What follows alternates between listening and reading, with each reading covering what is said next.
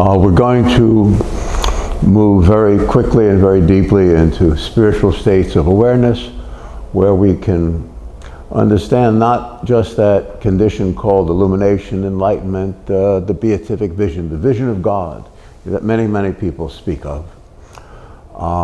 We're going to go a little transcendent of that, where we can rise with the living ethers beyond the body consciousness, which has always been called the illusion in Eastern philosophy, and all mystics around the world have seen the body consciousness as the problem. And the solution is spirituality. In the East, there have been many mystics that have actually locked themselves in tombs because they were so deeply into this practice where the world simply wasn't. And they knew they would never die. They were already completely transcendent of body consciousness. Does that make sense? I'm bringing that into the fore here to say that there is a condition where you are very close to that which we call God.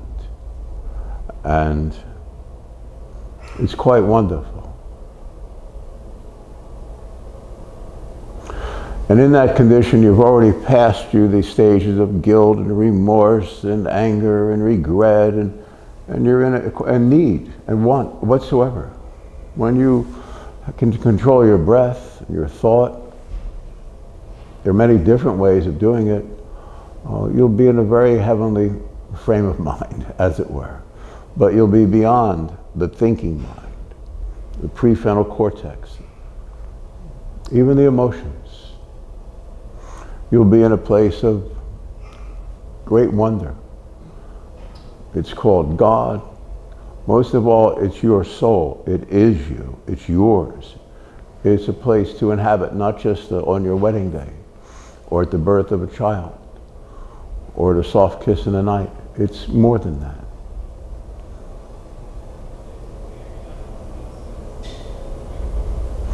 And it's real, and it's true, and it's good. And it's yours.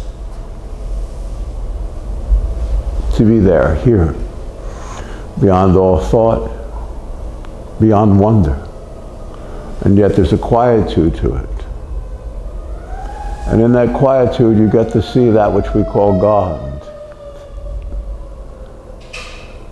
And more than that, God gets to see us, remembering why we're here, what we've done. What we've done to be here for God. Because people that are in the world and wake up to this great consciousness have given this great consciousness up for God to come into this infinitesimal kingdom of stupidity called the world consciousness. I think in the scripture Jesus said, if you do not hate the whole world for my name's sake, then you're not worthy of me. But it's said in a lightness, it's a mystical statement. It didn't say, if you don't hate the whole world. Hate means understand that the world is it's a lost habitation. It's a hell. So let's move more deeply into the spiritual condition, into that place called heaven, where there's wonder, understanding, wisdom, compassion throughout the day and early evening hours, and throughout the night and the following morn. It's that place of illumination, enlightenment, but more than anything, the real you resides in that place. And a finger touch of the real you is what seems to be incarnate in this world. I'm going to begin with a short meditation. I'm going to count back from 100 to 90, at which point our breathing is going to be quite full and regular, rhythmic, deep. We will have relaxed shoulder joints, elbows, wrists, all the joints in our body. And all of our musculature will be completely at ease.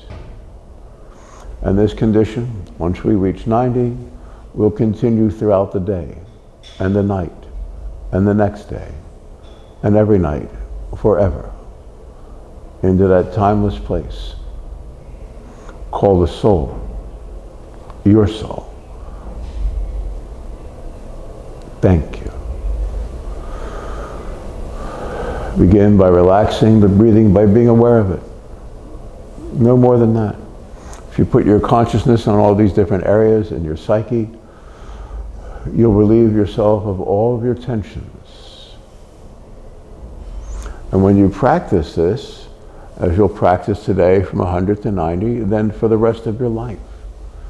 This is a simple concentration technique. Then for the rest of your life, when you do it, it will become very natural. It will always be there. And then you'll develop other techniques. And then you'll be in that place of wonder. That place of the real you. Your soul. Your soul and God are the same person. But there's a delicate nature to it where you have a humility. It's transcendent of every human thought and concept. And you'll have it before God. And you'll have it on behalf of all the people that you love and trust. And your kitten and your puppy. You'll have that transcendent sense of humility and kindness that you have towards everything that's precious. And when you're in that place, transcendent of all of our problems, you'll see that God has that same sense toward us. And at some point, God will actually give us God. But it's such a precious condition. And it's not just you forgive everyone and everything in the world. You'll forgive most of everything because you'll feel the joining of souls, of hearts, of conditions, of psyches with those you love or met here or there, and all the good people will come together as one presence. And then you'll be able to easily, right now I'll put myself in the mummified condition of, say, a Chinese monk from 1,000 years ago, encased in a ceramic tomb, though he was still alive. But there was nothing wrong with him, and it's not insane, and it's not to prove a point. It's just that he becomes the inspiration for the next monk, and the next, and all the lay people, and his family and friends. And when you're around holy places like that, holy sites, you'll feel it, you'll know it. At a baptism, whatever, you'll feel that holiness of the universe that's always present. All we have to do is become quiet. At 90, we become quiet. Relax the breathing. Thank you. 100.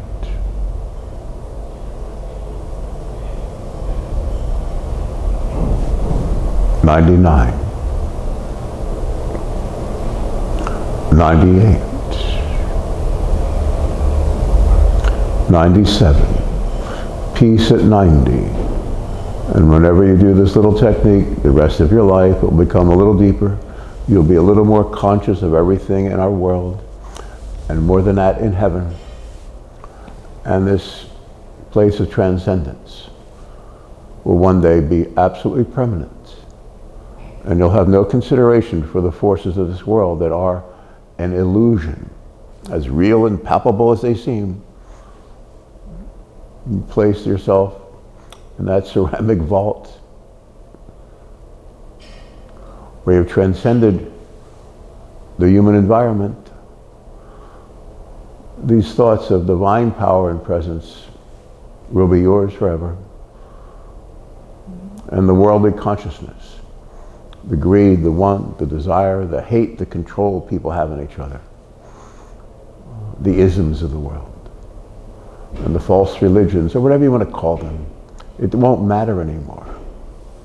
You'll quiet your mind, and when the mind is quiet, the heart is quiet, soul is quiet, you'll see God.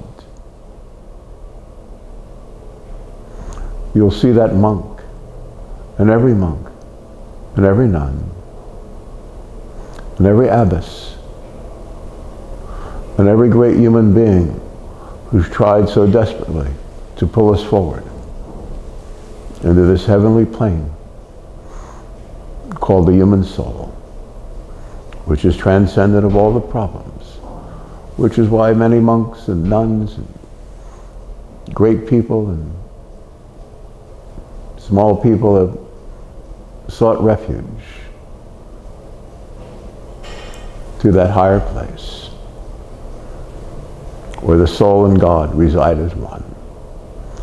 At 90, we're there. No matter who approves or does not approve. When we step into these techniques called prayer, meditation, reflection, whatever, you'll see something wonderful. And you'll know that this world, this temporal plane of beingness, meaning in time, is about to fold itself inside itself and no longer exist. That monk did it. Today, we will do it. At 90. Just the breathing. 95.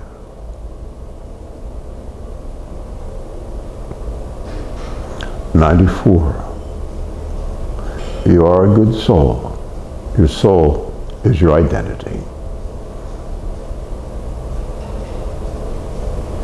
92.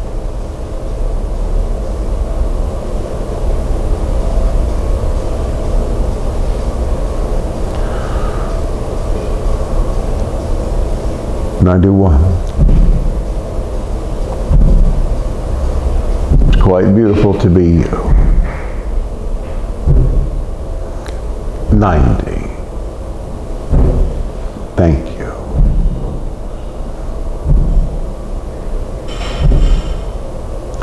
You are a pure soul.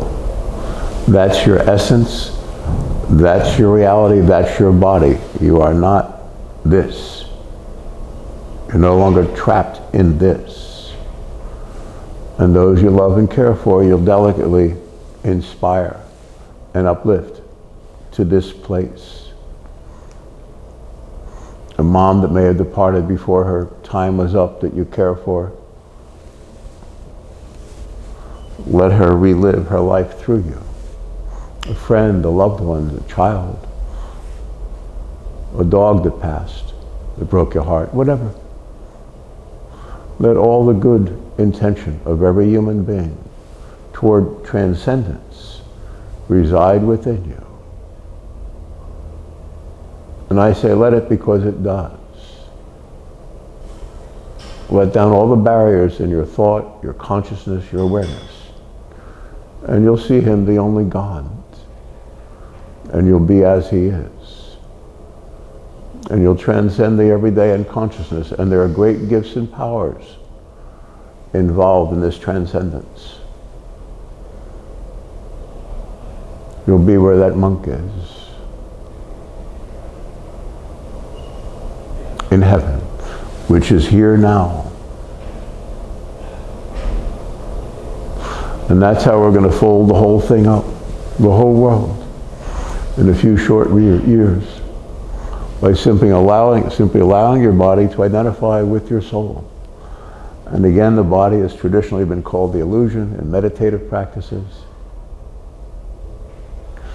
And as you transcend the different parts of your digestion, your breathing, your this, your that, your fears, whatsoever the world, you're not contained in the body anymore, and you'll simply float beyond time or circumstance.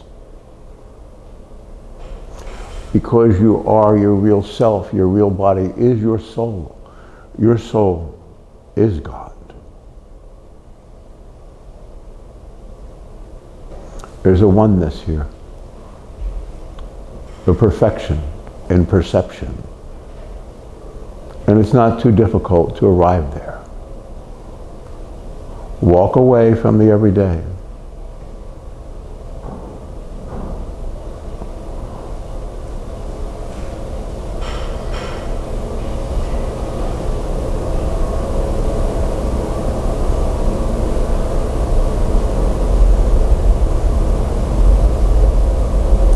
You've been this forever.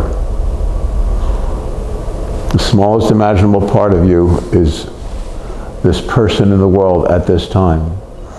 And through this person in this world at this time, which is a great spiritual warrior that arrived here through that trajectory of birth, you will reach out in your heart and soul in the late evening hours, and eventually all day, as I do, as that monk did, as any great woman, man, soul, or animal, or every seedling bursting forth through the wind knows there's something better, something greater, more true, more right, more decent, more kind, more fulfilling, more aware, more conscious than the everyday. It's called the soul. The soul has a name.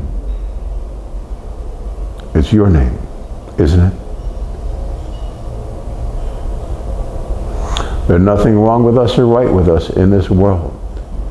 Everything in the world is the illusion. It doesn't mean you look down on the experts anymore. You realize there are no experts but you in anything. And this God consciousness will move through everything in your life. Every conceivable detail. Every enemy will fall at your feet at some point. Do this meditative, prayerful process, moving toward the day of final emancipation of your heart and soul and mind and body, which will come when you release everyone else that you love and care for. It's a wonderful time for you to have come here and to free us from the known. Everything spiritual is unknown, unconditioned, unrelated to this world consciousness. But you gave yourself to this in order to be a teacher, an instrument, and that's what you are from here forward. You're a spiritual teacher. The world is so lost. This is a hell. This is an impersonation of Satan to be that there's something separate from the soul. And the soul has only beauty and purity and kindness and warmth and wonder. And everything about this body consciousness we can see is there's pain involved, there's trauma, there's fear, and that's the illusion. The monk gave that up long before allowing himself to be encased. I've known many hundreds, actually thousands of people who are at that place. I had a buddy who's a former cop who's very spiritual now and heals people, and he came to my place yesterday and we just simply sat in this quiet. There's nothing to say or do when you understand it. I run into people like that every day. Sometimes it's just for a minute or moments on the streets, in a car, and shopping, whatever. At work, of course.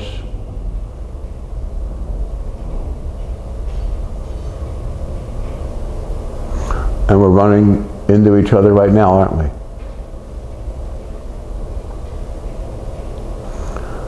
And whatever care you have in your heart, give it to me, give it to him, give it to the monk in case, because we're all open to eternity. There are no barriers. There's no price for this gift. You've earned it, not because you needed to earn it, but because you were born from heaven, you came here, you arrived in this plane to understand it so you could be a communicative instrument of what's really real behind it all, and free those that you care for and love. First, just the very innocent, and then according to how strong you are in your teaching, you'll touch many, many people. I know that monk encased in a tomb 1,000 years ago was released from the tomb physically recently, and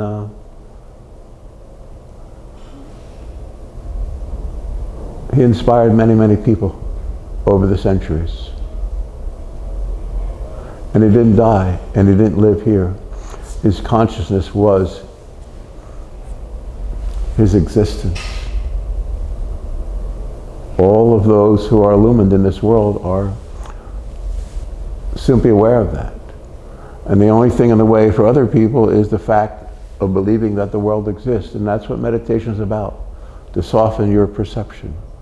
And when you get it really soft and really quiet and really calm, and there's a certain beauty to this calm.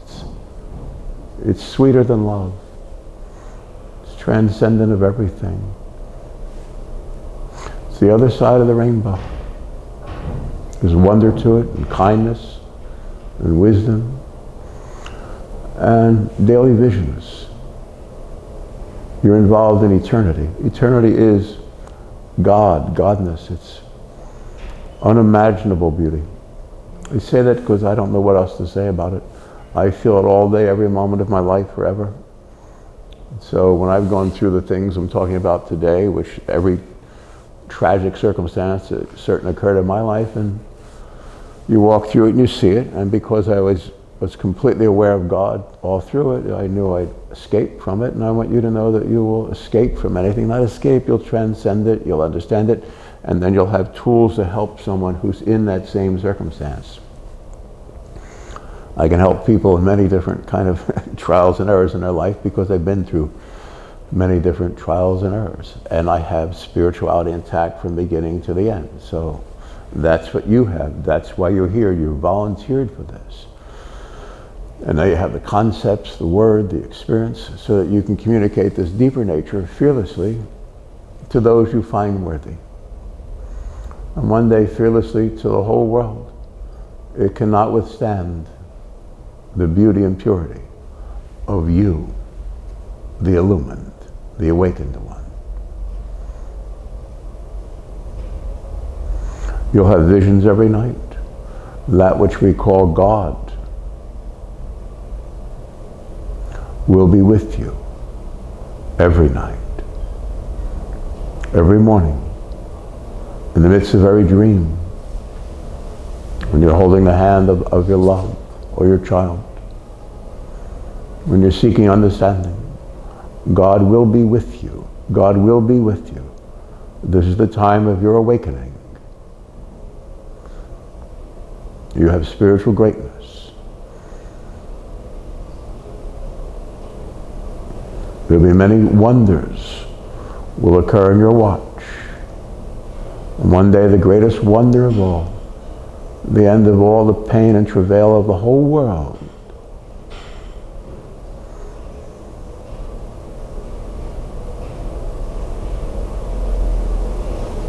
it's in your hand, in your heart.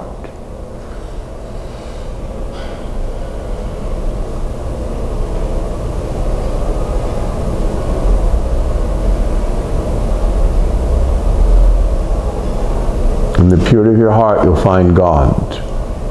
You'll know God. And you'll be as God is, literally. You'll have visions every day. And the greatest vision is you allowing yourself to be you and transcend through all of this madness.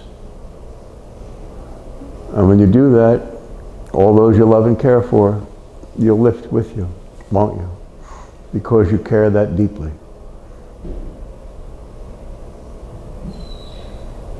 You'll end the illusion of the madness of this world. These are not just words.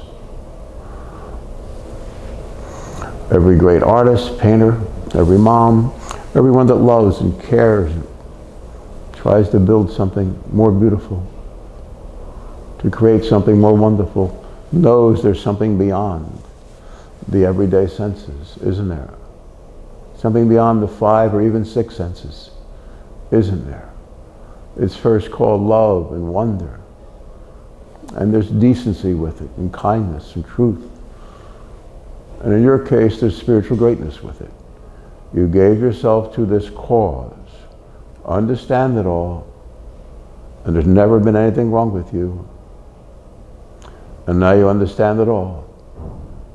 And you'll be the teacher, the healer, the minister of justice There will be justice, complete justice in this world. This is not a weekend sake. This is not an artist in a room with a picture all night.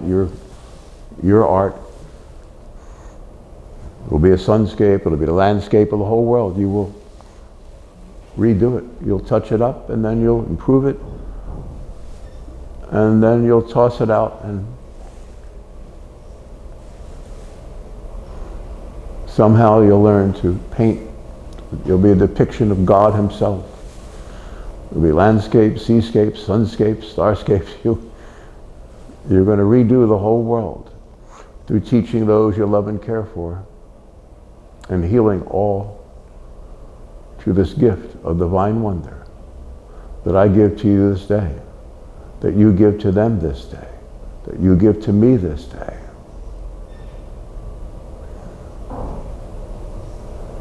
There's nothing to fear. It gets very subtle because you're very subtle. When you look through it in your prayer times, God will be with you. You'll end all the pain in the world forever. These are not just words. It's simply time.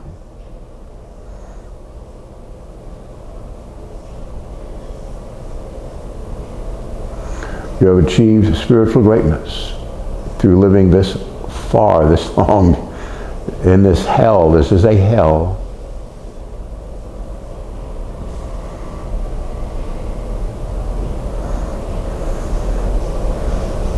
You could allow yourself to be encased in that tomb now, because you're not your body.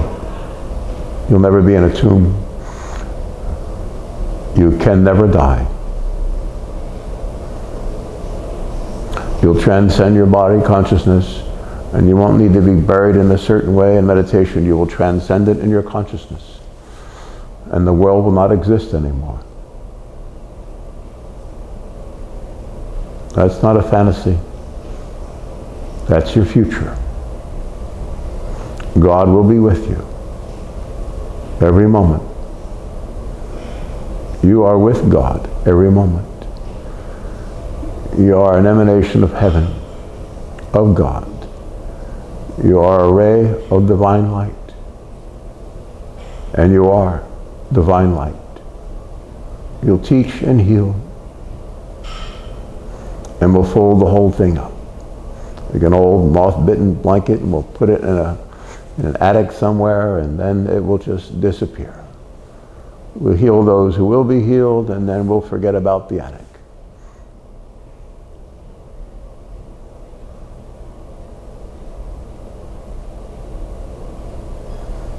You won't achieve enlightenment. You will achieve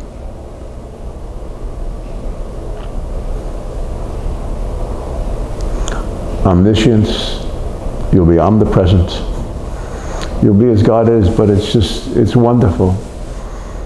And there are unimaginable powers and gifts, but you'll just spend the next few months and couple years through the day reaching out to those you love and care for, and you'll see them reaching to you.